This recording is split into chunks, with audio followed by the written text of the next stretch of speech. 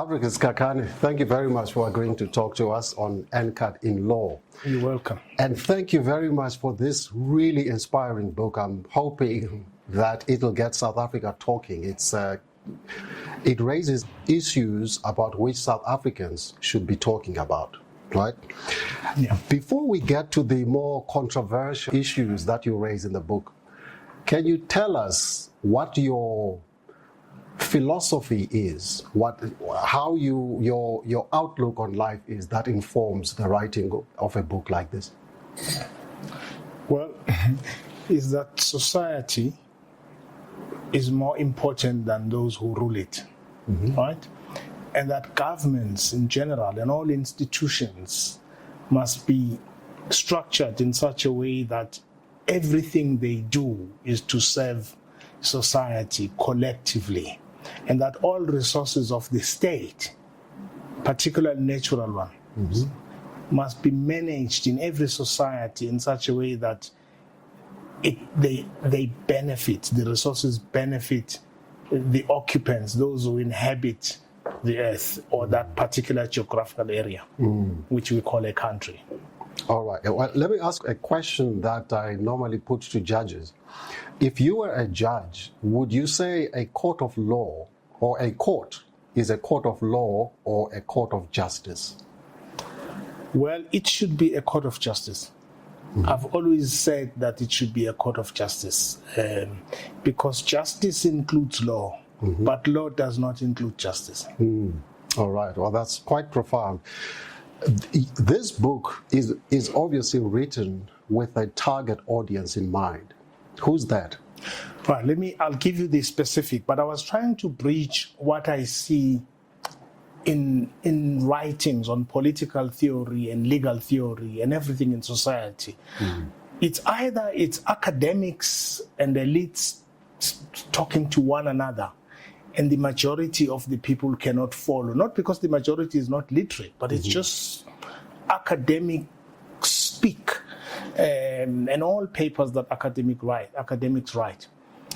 And so I was trying to bridge the gap between dense ideological questions with accessibility to ordinary people that are literate, that can read. So my target audience was generally people, the majority of people about whom we analyze society. But also I wanted to speak to the educated, the elites, the academics, the judges, the advocates, most of whom speak to each other about society. So those were this book is a bridge. I was very happy in Durban. I saw a waitress read my book. And found it readable and asking me what I meant about certain things. And for me, that was an achievement because I didn't want a book that an ordinary literate person thinks it's talking about me, but I don't know what it says. But I also wanted an academic, as they will, read and critique this and still be able to see the ideological and philosophical questions I'm talking about. Yeah, we'll get to some of the people who are the targets of this book in a moment, the judiciary in particular. This is the book we are talking about. It's Odyssey of Liberation, a memoir of a rebel advocate. Why rebel advocate? It's because I chose the word rebel not because I'm any more revolutionary than others. It's because I think an advocate should be a person that rebels against constraints. And I actually think the world in general has been moved by rebels, by people who don't conform, people who get out of the boundaries. Galileo was a nonconformist. And many people, no one has moved the world by being conformist and apathetic.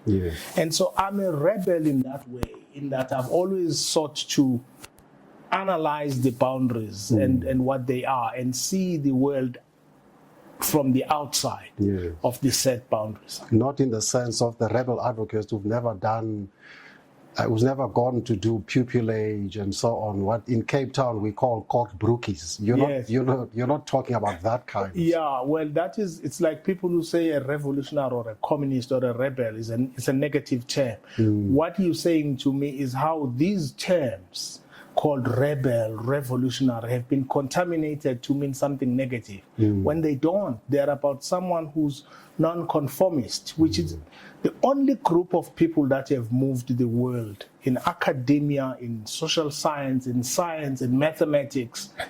It's people who've tried to see the world from outside the existing boundaries. That's a rebel, that's a nonconformist, that's a revolutionary. Right. Part of what you discuss in the book is the way South Africa relates to the courts and the way the courts relates to the governance in the country.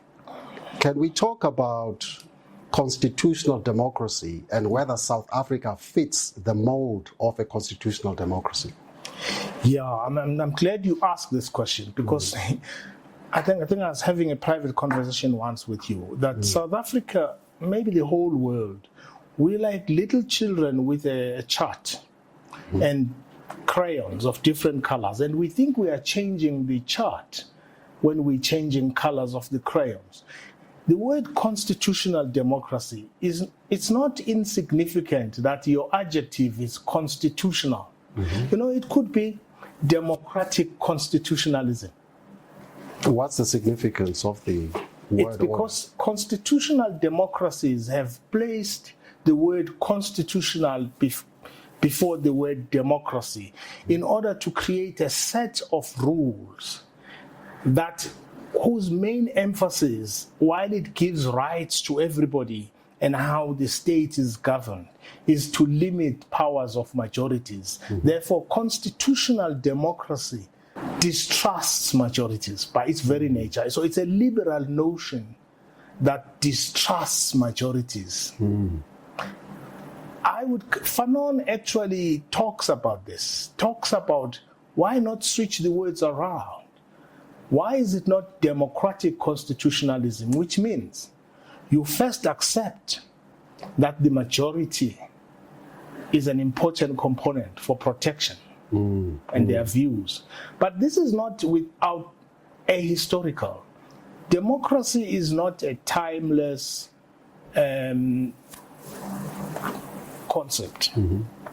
It's also circumstances specific about each country. So I think in post-colonial countries, liberal democracies or proponents of liberal democracy in the modern world, in post-colonial states, use liberal notions of democracy because they are not trusting of black majorities that emerge from the colonial political setup. But we need to think outside that. And that's why I'm introducing to you a term. Why don't we call it democratic constitutionalism? Because it's important which an adjective you use to describe what. So in your democratic constitutionalism, let me see if I understand you correctly. You're saying democracy would then be the dominant feature and constitutionalism would be subjected to democracy. Absolutely. And I'm not a liberal, and I'm not saying it's an insult to be liberal, but what we are taught to think is that there's nothing else that works. No, that's just a choice, and political scientists will tell you that there is a variety of choices of how to govern and how to run courts and how to run states. Unfortunately in South Africa, because we are not taught critical thinking, in fact it's discouraged.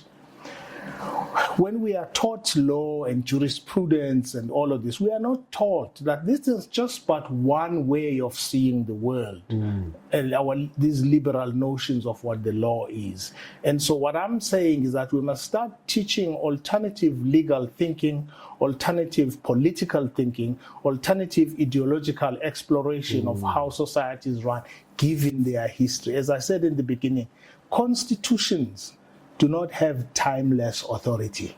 All right. Let's go to a specific example of what I think is a constitutional democracy at play, where the courts would determine what could happen in a democracy rather than the democratic processes themselves determining what could happen. Some time ago, you'll recall President Zuma reshuffled his cabinet. I think he reshuffled the Minister of Finance at that time.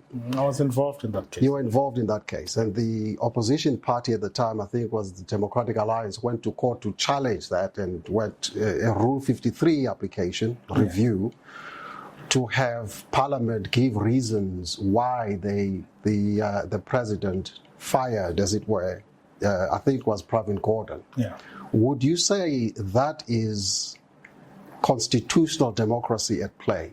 Yeah, it's subjecting democratic processes to minority thinking. What should have happened rather than having courts determine this issue? It should end with the choices of the president, who represents the people, and parliament that represents the people. Each structure that makes decisions is susceptible to making mistakes, but countries must choose whether you want mistakes made by unelected people or mistakes made by those elected by the people. And liberal democracies tell us, particularly how they are imposed on African majorities, you are safer with a single judge. You are safer with 11 judges.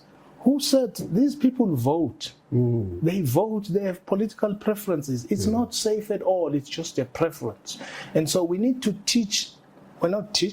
we need to start debates about the fact that societies, given their history, are governed in different ways, and lawyers in particular have been particularly bad about this, is that we imbibe what we are told, so much so that we are unable to know that there's a multiplicity of theories of how to run the state.